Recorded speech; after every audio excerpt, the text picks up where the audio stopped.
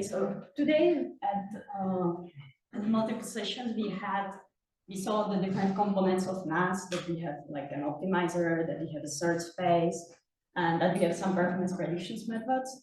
So in NASlib, everything is implemented. So you have the cell-based search spaces like MB201 that we saw a few minutes ago, and also more complex search spaces, as well as different performance predictors, which we will play with today. In this tutorial, so the first part is what you are doing. You are installing NASlib. And after that, we have a short introduction into search spaces. This is the same as last year, so that you can get a bit familiar with the API. If you know that already, you can skip to any of the other parts, so you can play with more interesting things. So the third part will be performance prediction with zero-cost proxies. And that's basically what you saw at Margaret's presentation, fitting a performance predictor using multiple zero-cost proxies, looking at correlations, so you can do that, and so on. And then the fourth part and fifth part is some extensions of the third part. So you will apply it to more interesting problems, such as the robustness dataset that you saw. And also you can try to implement a new proxy yourself if that's something that would interest you. The last part is transfer between performance prediction task, and that's just a quick overview how it could be done. It's not something that would be implemented in a publication. There's one board that has done it, but it doesn't have a code available. So yeah, that's just a quick shot at it. Cool. By the way, if Google Colab makes you some problems, you can also run that locally, but it's a bit annoying to do that. So I hope Colab works for everybody.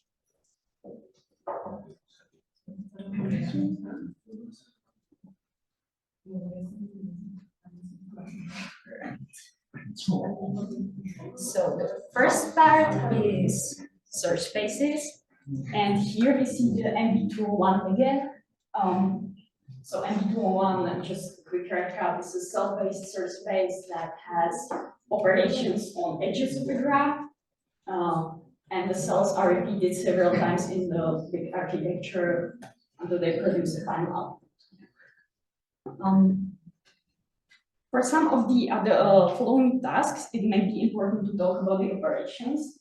So the zeroize or the zero operation just means that there is no information going between the two nodes. So anything that goes to the first node doesn't go to the other node. This is because all of the cells in the search space look the same, and we would like to implement some networks with a different number of edges or different number of operations.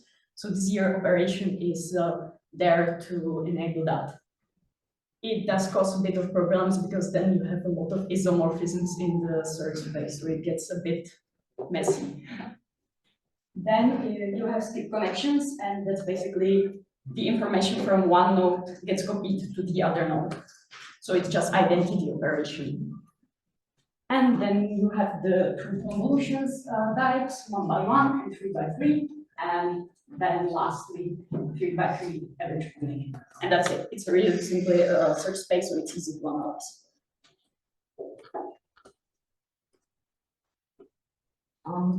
Just a quick note about why we like NAS benchmarks.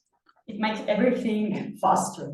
Like if you would work on a new search space, you would have to train every network in the search space from scratch, and that would consume a lot of compute and also take a lot of time, and that's not something that a PhD student can do easily. Maybe you don't even have the resources for a larger search space. So NAS search spaces are really good for analyzing that, developing new methods. In NASlib, there are, apart from NB201, there are also other search spaces. I think NASbench301 was mentioned. That's a surrogate benchmark, so the performances are predicted, not evaluated as in NB201. It's larger than NB201, so it can be more complex to analyze. MB101 was the first NAS benchmark, and the difference between it and MB201 is that it has operations on nodes, so you have to work with that a bit different.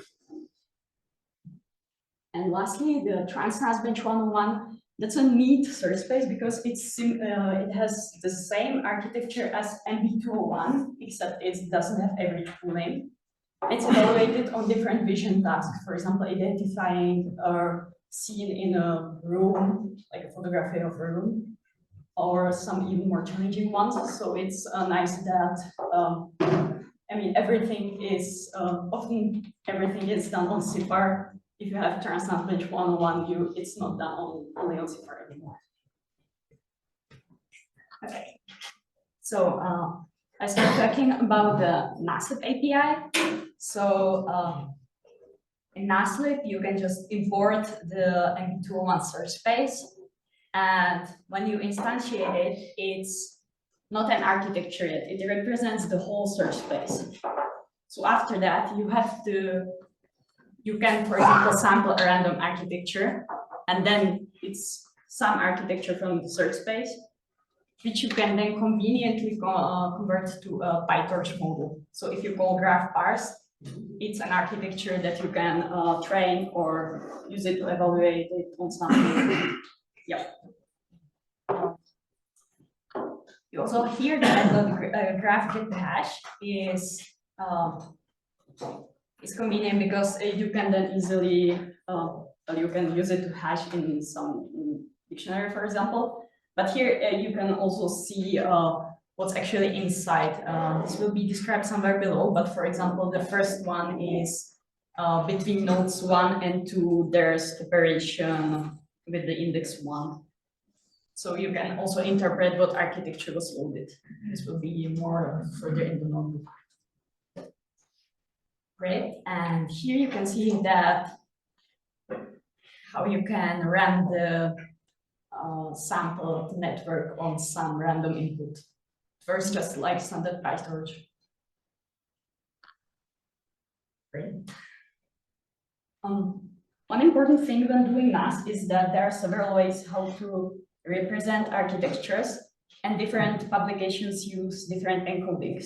So then if you want to combine several methods, it can be kind of a headache combining everything together. In NASlib, you've got many conversion methods that will enable you to switch between this string-based encoding, which was originally used in MB201, and, for example, the encoding here, which is a bit more compact to work with. So all of these are in NASlib search spaces, then one of the search spaces and conversions.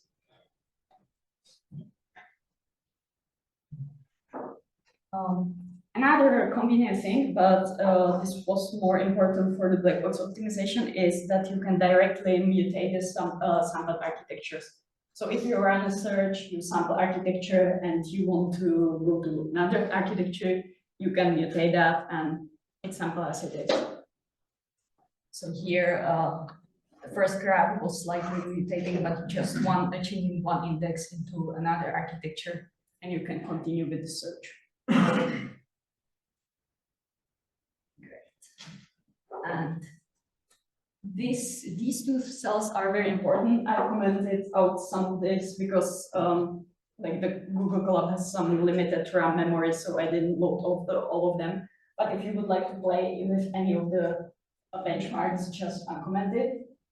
Every of these APIs contains accuracies for every architecture in MB201 search space or in MB101 and 301. So once you load that, you can query that to get the accuracy. So this will be another downloading. And here is the example how you can query that. So you call the method directly on the NASlib object. So that is the graph you loaded before. You say what metric you want. So for example, train or validation accuracy, but there are also some more. You specify the data set, and then you pass the dataset API that contains the information. And just in a few seconds, you get the results that you would otherwise wait for a long time before the network would be trained. Good. So, anybody has any question before we move to the first warm-up task? Good. So, the first task is to do the same, but on MB301. I hope it was loaded. Yep, the API is here. So just as these examples above, so these cells here, you will try to implement that on a different search space. So here you have a few steps and write your code. And if you have some problems or issues, then just tell me and you have 10 minutes to do that. Okay, so we got the 10-minute mark and we can see the results. So let's see, next, this one is black again, so we switch that. Okay. So for 301, just like before, we define the search space, sample random architecture, get the hash. You can see that the encoding is different. This is because the search space is larger, and MB301 works with darts architectures where you have a normal cell and a reduction cell. This is why it's like a tuple of two long things. So you can see this search space would be instantly harder to work with because it's not just a tuple of 6 elements. It's also harder to understand. I'm not going to interpret what every number here means. Okay, so you can create like before, and just something that some of you discovered. Here, if you query train accuracy, you get something like -1.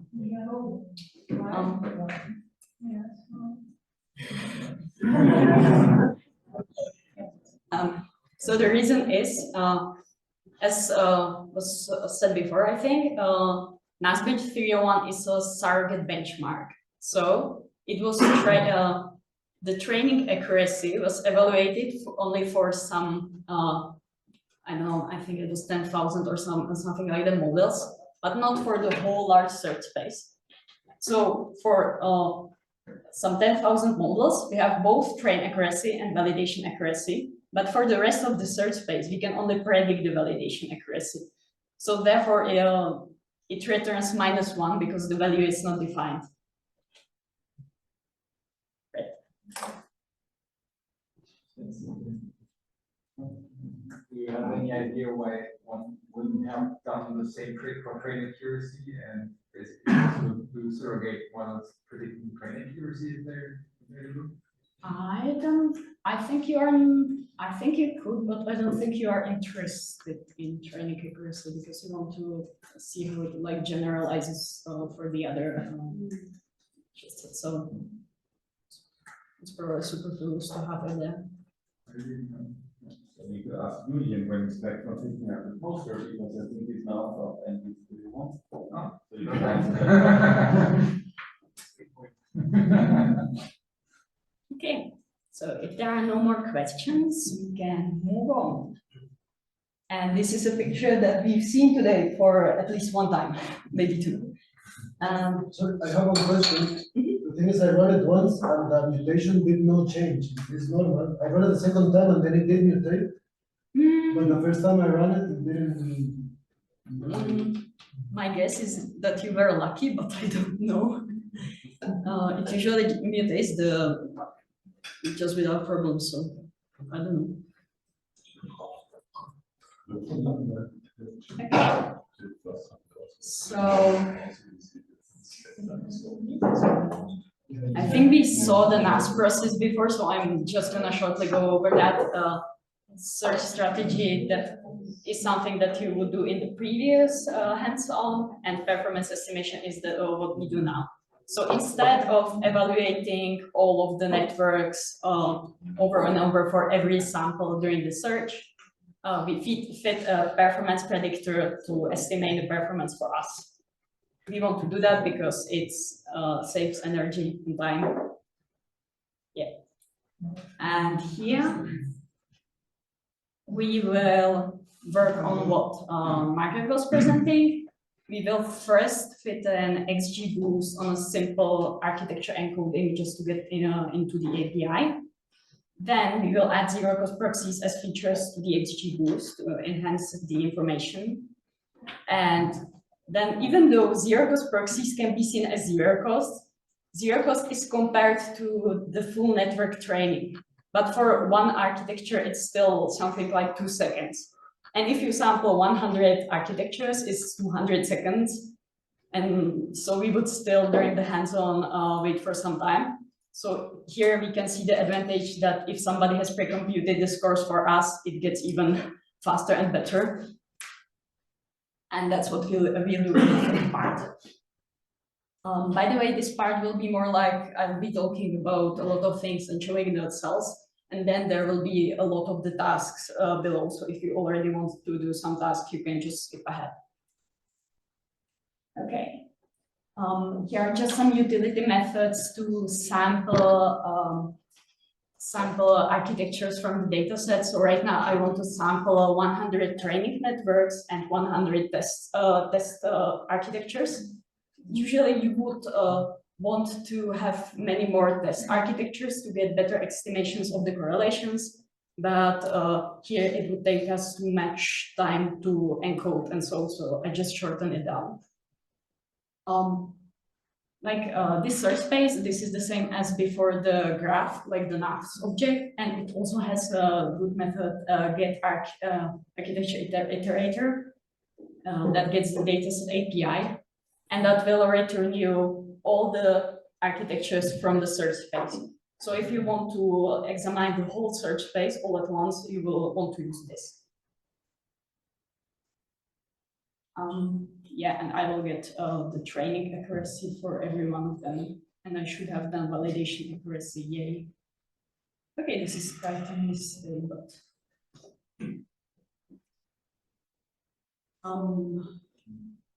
yeah, there definitely should be a validation accuracy because we want to predict the validation accuracy. So please be aware that this is my error, because I think in the later parts of the notebook we will use validation accuracy, but I mean, the API is the same. If you want to, you can replace that, but yeah. Sorry about that. Can we change it? It's up to you. I think it's okay to use both of them. Okay. Just a quick note. The NASlib objects that we use, like some random architecture and so, since they represent the whole search space, they have like a network X graph inside and also some other things. So they can be quite large. And when I was loading that, then the collab memory was running out.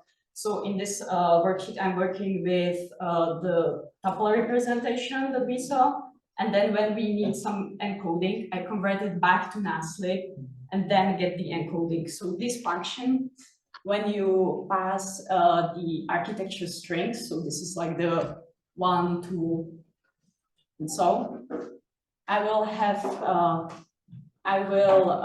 instantiate a NASlib object again. Then the method setSpec. This is like sample random architecture, but you're putting something specific in there. So this, if you have some tuple encoding, you will just have a NASlib object with that. And then I encode that, or if there is no encoding, I will just return the NASlib object, and that's it. If you would have that in some of your application and you would have a normal amount of RAM, then you would just work directly with the NASlib objects, because you would then convert between anything you would like to. Okay, here's just a quick showcase of what iterate over the whole search space does. So it returns you consecutively all the architectures in NB201. You can also shuffle that. And yeah, it's just all the possible tuples that you can get. Right. Now we get to the performance prediction part. So first we use the methods above to sample some training data. So we use 100 training networks, 100 test networks. There's only the dataset API for Cipher 10 and MB201.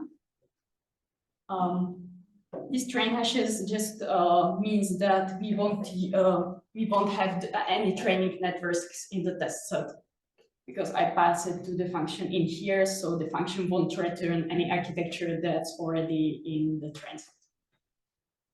All right. These are the data sets that we'll work with during the whole hands-on, basically.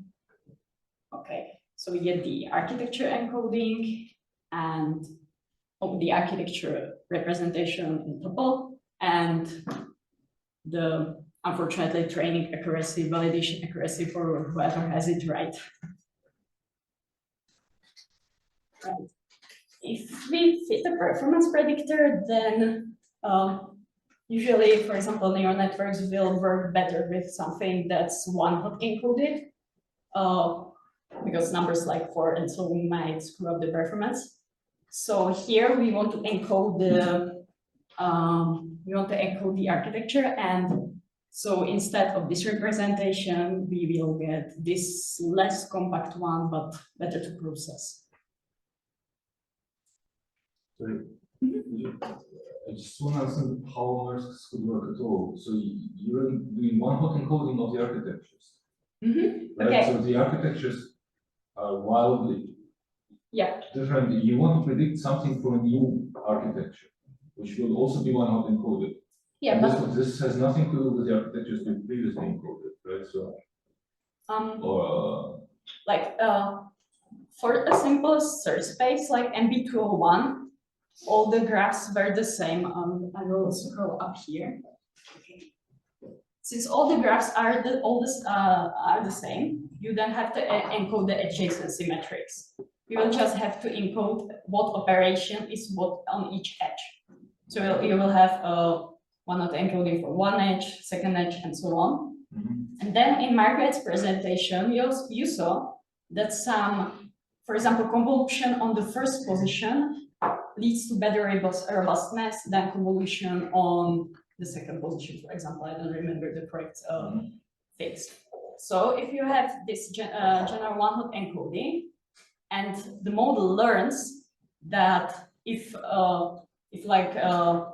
there's an operation on the first edge and the performance is bad, then if it sees a new architecture that again has the same architecture on the first edge, the predicted performance will also be bad. So in case of this simple search space, you can afford to have this simple encoding and it should work. If you use that on MB301, it will probably work not well because it's very complex, so it will be a lot of zeros and ones and hard to learn from. So where does the target come from? You train model. So your inputs are the encoded adjacency matrices, and your target is the final performance of the network, which we get for free here. Yeah, because it's pre-computed. Otherwise, you would have to train the network and get the validation accuracy. Which is what I would usually do. Yeah. So then I imagine that I need to cover a very large region of configurations in order for the model to have a chance of generalizing somehow. So then what's the point of having a predictor at all? Because I will anyway cover compute the targets for a majority of the search space. And I will only have a chance to use the predictor on a minority of the search space. Well, ideally you would want to have a general performance predictor that learns from as little input sampled architectures as you can. In case of this simple encoding, you are right that it's probably not possible and you would need to sample all around the large search space. But this is why we use then either more complex performance predictors or for example, the zero cost proxies, which can be more abstract and which can cover some, like even if you have a large architecture, maybe these simple proxies will capture what's important for the prediction. And even so, even if you have a performance predictor that's not good enough, it would still help to speed up the process because you wouldn't sample around those networks that perform bad. But it might be completely wrong. No, because Can- I just mentioned it's a very hard task to generalize to the majority of the search space by training on a minority of the search space and you're training over making discrete changes. Yeah, so it's a discrete search space, and these discrete changes might very well result in very large bounds in performance, and there are correlations which we don't know of. I just don't see how you would hope to capture them by training on a small part of the search space. Well, as you will see later, at least at this simple search space, the correlations can be fairly high, and even for like dark search space, you can achieve kind of high correlations. And even though the correlation isn't 0.9 or something, just avoiding those bad networks is good for you. So in this case, we're training on which portion of the search space? So MB201 has 16,000 networks, and here we sample 100 networks. And that already leads to quite a decent correlation. 1,000 is even better. But this is a simple search space, so it's easy to learn even from a small sample of architectures. Thanks for the question. Sorry for being, I just find it astonishing that it works, to be honest. Black magic. Okay, where did we end? Ah, the encoding. Okay. I hope some of you have fitted and queried and got some nice results. So usually, like even though performance prediction is often done as a regression task because it's easy to do, it could be also formulated as a ranking task because most often you are interested if one network is better than the other. So when you are doing the NAS search process, which network should be sampled next? The one that is better than the other networks. And we don't care if the validation accuracy is 0.8 or something. So you even use the metrics like candle tau or rank correlation. So that, again, in Margaret's presentation.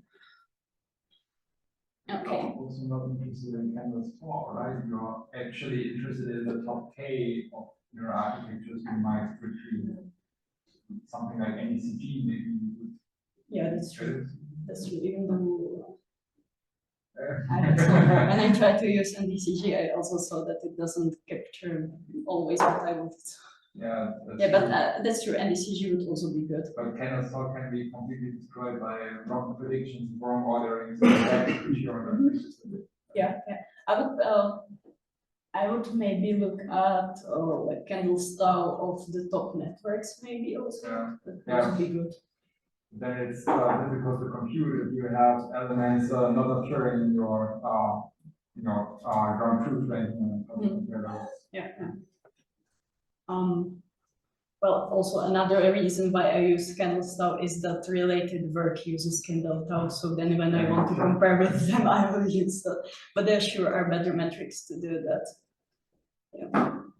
And sometimes you have predictors that have bad correlation in general, but the top performing network has the highest score. So that's what you want. Okay, so just for the hands-on, this is a general function that you can use to evaluate anything that falls out of your predictors, and optionally also plot something. So remember this one. And it will make you a nice prediction. So these results are like not great, not terrible. I mean, there is some correlation, but it could be much better. Yeah. I mean, the top performing networks are scored pretty well, but it's otherwise kind of meh. But you will see later that we can improve on that.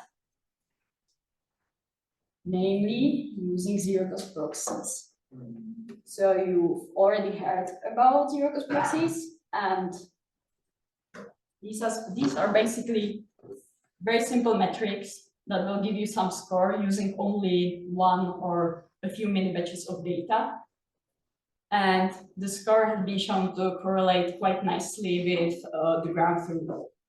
This is especially good if you can't afford to evaluate, like if you want to evaluate only less than 10 networks, for example, then some of the proxies may give you a good clue what to actually try. Because without that, you would have to try to train something, and maybe some of the networks would be really bad, and you want to avoid evaluating bad networks if you have a low budget. So this is one thing that zero-cost proxies can be used for. You can also use them to speed up black box optimization, to just quickly search over the search space without evaluating anything. And the good thing is also that they don't depend on architecture encoding. So you saw this MB301 that was super complex and the simple MB201. If you have zero-cost proxies, you can, to some extent, transfer between those search spaces. So for a larger, more complex search space, you can then train and evaluate less networks because you have trained on a simple search space and many networks there. The disadvantage of proxies is that they are not consistent. So if you have a search space and a data set, then you can, for example, say the proxy SimFlow is the best proxy in here. But if you would try to use this proxy on another search space or on a data set that's not image classification, you can then see that the correlation is quite bad. But on the other hand, a different proxy is really good. So this is something that is actively studied.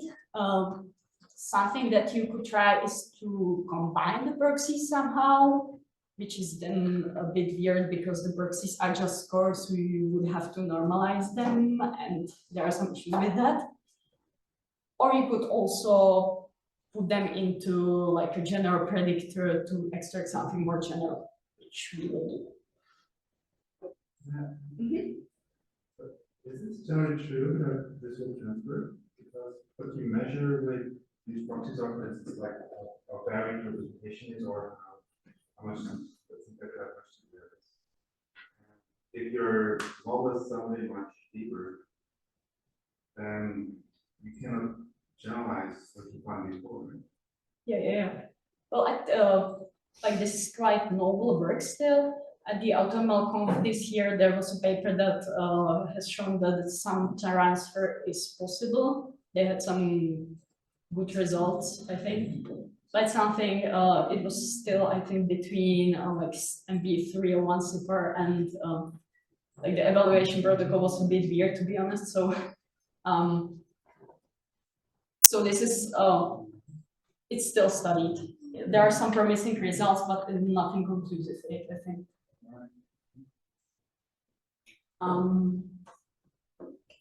Yeah.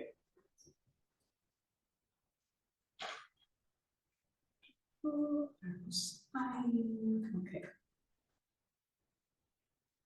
So here you have code to actually use zero-cost proxies in NASlib. So this first part is just for loading the data set because the proxies are evaluated using a single mini batch of data. So here you get the data load just to get the mini batch. Here you sample an architecture again.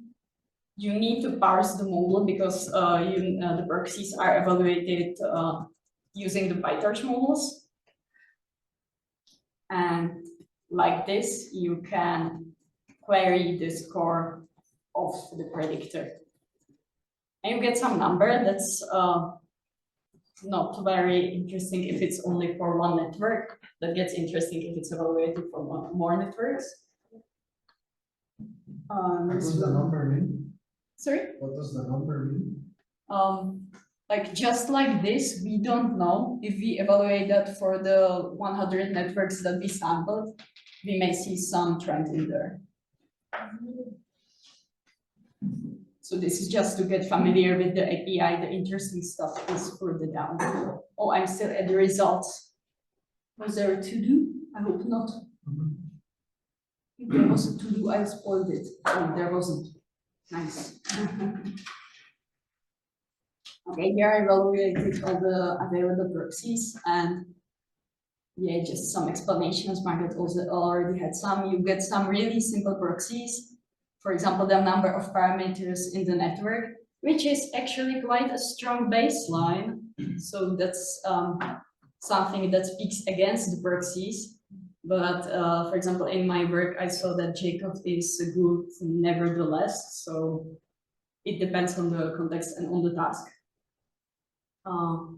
Yeah, Jacob is one of the more complex networks. Like some of the proxies can be understood easily. Some of these other proxies are some non-trivial time staring at code and the paper that defines them. But if you're better in mathematics than me, then perhaps it's not so many hours or minutes. That's yeah, it's not easy to define a proxy because it's usually hard to do something that's like well just justified. You have to have some intuition about why it should work. Unless it's the number of parameters, that's pretty simple. Okay. Just let me quickly look ahead. Yeah. Some more theory, then you will have some nice tasks finally. Okay. Just a quick note to evaluate the proxies, since it's 2 seconds time 100, for example, then it can take 5 minutes to run this. It should not be necessary to, like these things shouldn't be necessary for any of the other tasks, so you don't have to evaluate that if you don't want to wait for the whole evaluation. In NASlib, the format of the proxies is a bit weird, like you have to have a dictionary of a list of scores for the training set. The scores are turned using this function that just evaluates again the predictor and returns, for example, SimFlow and the result of SimFlow. And then for the test set, it's for some reason a list of dictionaries and not a dictionary of lists. So that's just copy that for the other tasks. It's also possible to just pass a NumPy array into the predictors, but this one seems a bit more verbose and better to avoid errors with wrong orderings of proxies and yeah. And the interesting thing is that if you evaluate the SimFlow predictor, I think the candle tau is already quite high compared to the previous one. I think this one is 0.57 and the previous one was 0.41. So just SimFlow, just a simple score, seems to correlate better than XGBoost fitted on a one-hot encoding. This can either mean that SimFlow is a good proxy for Cipher at least, or it can mean that the one-hot encoding is bad for prediction. I think it's a mix of both. Like one-hot encoding can sometimes help the results, but we'll see later what proxies do the predictions. Okay. And here I additionally added, like I use the one-hot features with the SimFlow for prediction. And you can see that the results are the same as with the SimFlow. And even SimFlow is slightly better. This is just like the test set is just 100 sample network, so it will be kind of noisy. You would want to evaluate on something larger than that. But still, yeah, it's still interesting that using the one-hot encoding doesn't help in this case. For some other task, it may. I think if you would evaluate some hardware properties, then one-hot encoding seems quite good.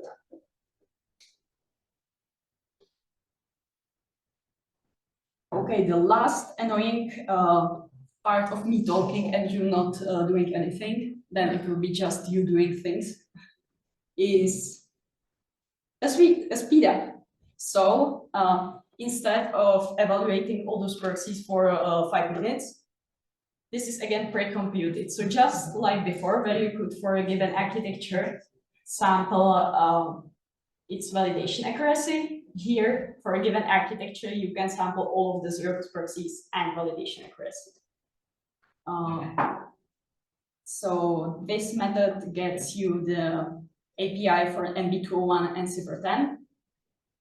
And you can just query that using that tuple encoding from before. So that's like this one. And you get the score for approximate grasp. And instead for computing that for 2.78 seconds, you get that instantly. Right, and here for convenience is something that extracts you all the proxies for the training or test set.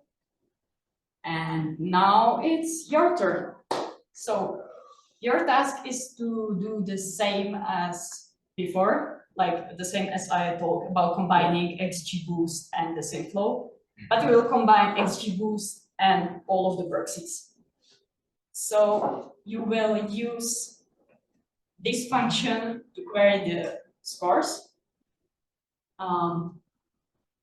Be aware of the weird format I described is described here, or copy paste what was above.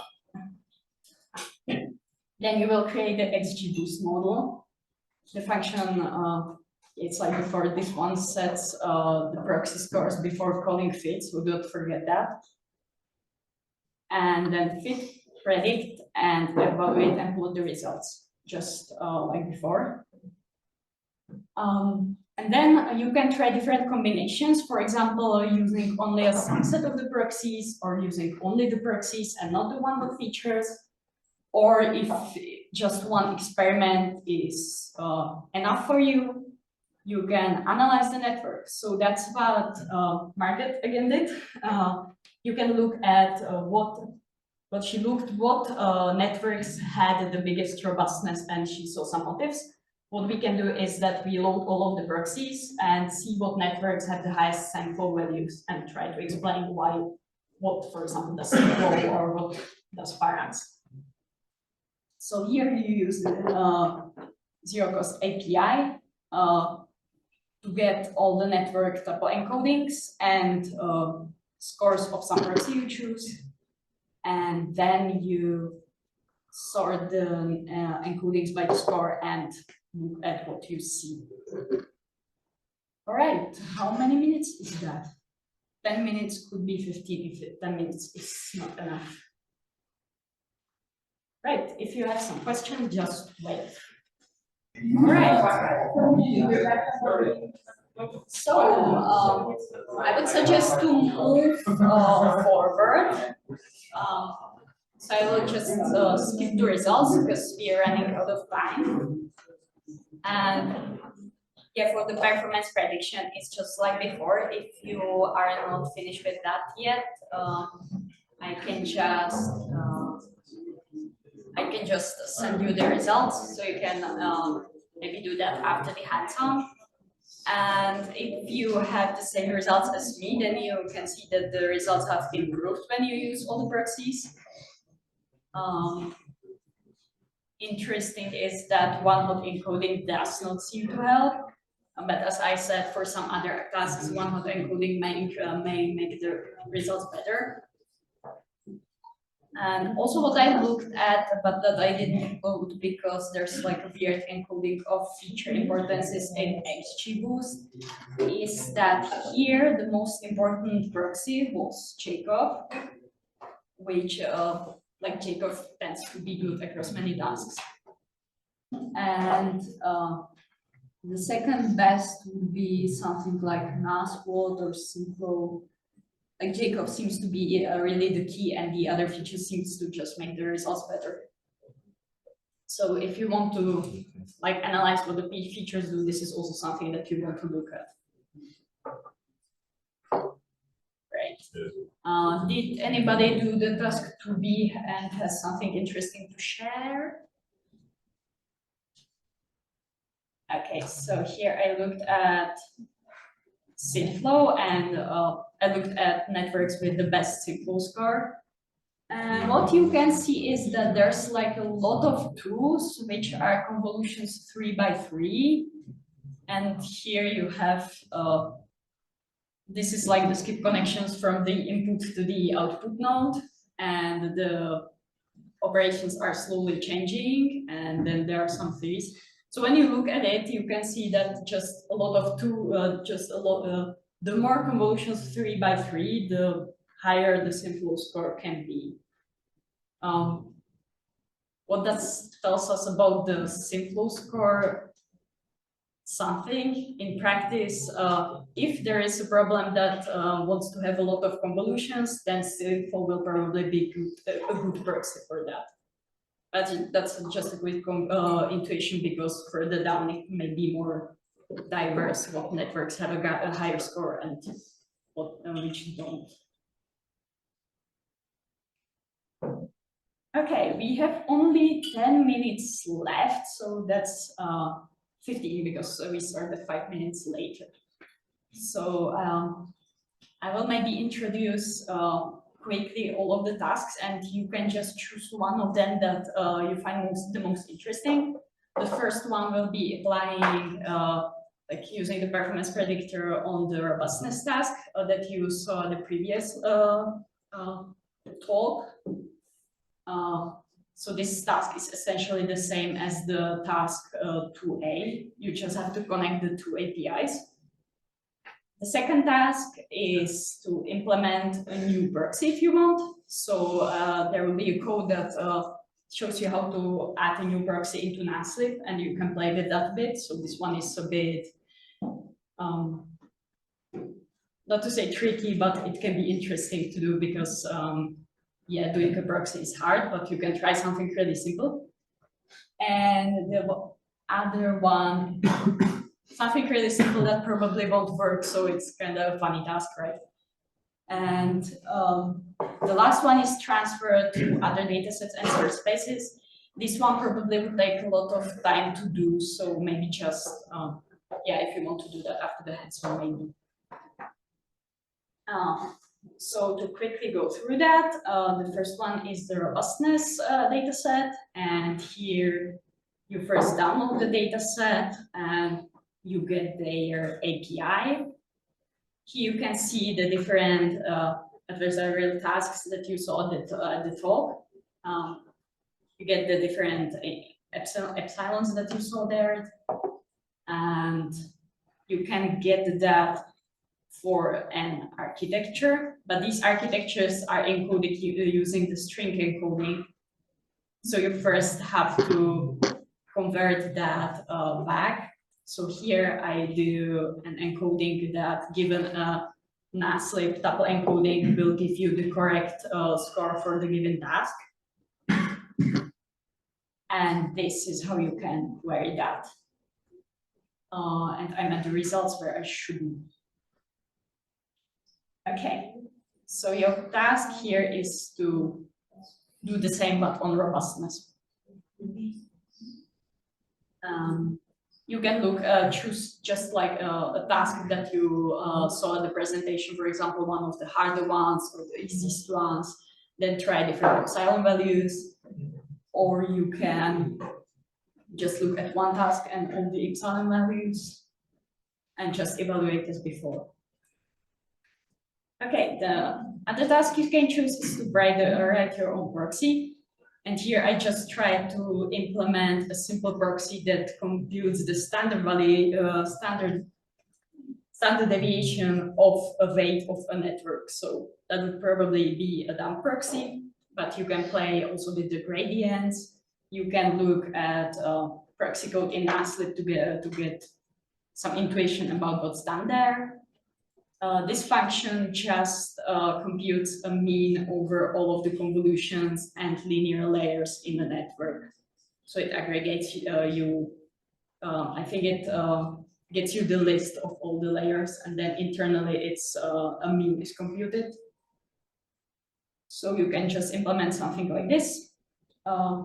unfortunately, once you run this code, you can't change the code. So if you want to change the code, you have to delete the proxy.